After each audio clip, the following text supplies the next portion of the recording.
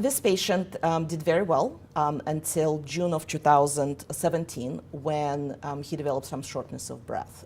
He was also due for surveillance CT scan, and unfortunately this surveillance CT scan showed progression. Patient had new tumors in the adrenal glands, and he had enlargement of the tumors in the lung. He had a brain MRI, which actually would have been very appropriate to do when you are evaluating the progression for patients who have been on crizotinib, because crizotinib does not cover the brain very well. Brain MRI was negative for metastasis. We are very lucky that primary resistance to ALK inhibitors is extremely rare.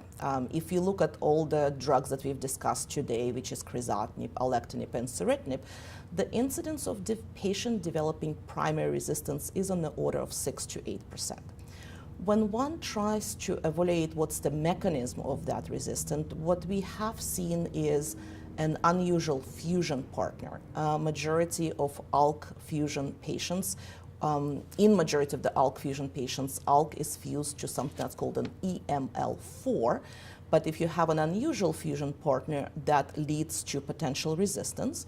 We also see additional mutations. So people have described KIT mutations, PTEN mutations, mTOR mutations as a mechanism of primary resistance. Secondary resistance is much more common. I think the chance of the patient developing secondary resistance to ALK inhibitor is 100%. If you look at reported progression-free survival for crizotinib based on either ALEX study or Profile 1014, crizotinib median progression-free survival is about 11 months. So we know that at some point patient will develop resistance. We are learning more and more about the mechanism of resistance to ALK inhibitor, and we divide those resistance into two types. We call it an on-target ALK resistance, where you can either develop a secondary mutation in the ALK kinase domain, or you can develop an ALK amplification, or so-called off-target ALK resistance, where a tumor can develop additional bypass pathways which weren't present at the time of the original diagnosis. And many bypass pathways have been described, EGFR, FGFR, BRAF.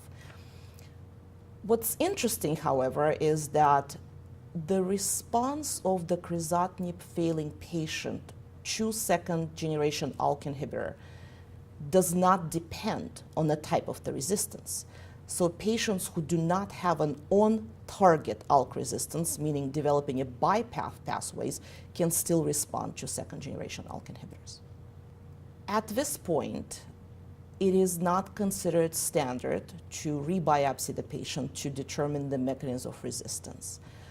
We are still learning the types of resistance we have, and what we know that for the on-target resistance, when you have a secondary mutation in ALK kinase domain, many mutations have been described. And there are some mutations that tell us that ceritinib will not be a good answer for the patient because that mutation is resistant to ceritinib, but it could be sensitive to alectinib. In my practice, I do post-progression biopsies. We do not have any trials telling us what's the right way of sequencing ALK inhibitors. But if I did the biopsy and I find a mutation that is predicted to be resistant to ceritinib, it behooves me not to use ceritinib, and in that situation, I would prefer to use alectinib. Liquid biopsies for ALK fused cancer patients are a little bit harder to find the ALK mutation than, for example, in EGFR mutations. We have reported at ASCO 2017 our experience with brigatinib and using a liquid biopsy from the company called Resolution Diagnostics.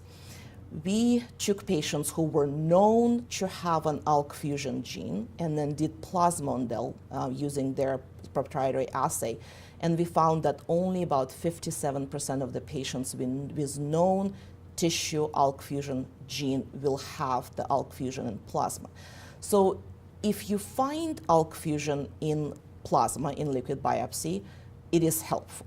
But if you don't find it, it doesn't mean that it's not existing in tissue. So it is important to follow all your negative liquid biopsies with a tissue next generation sequencing.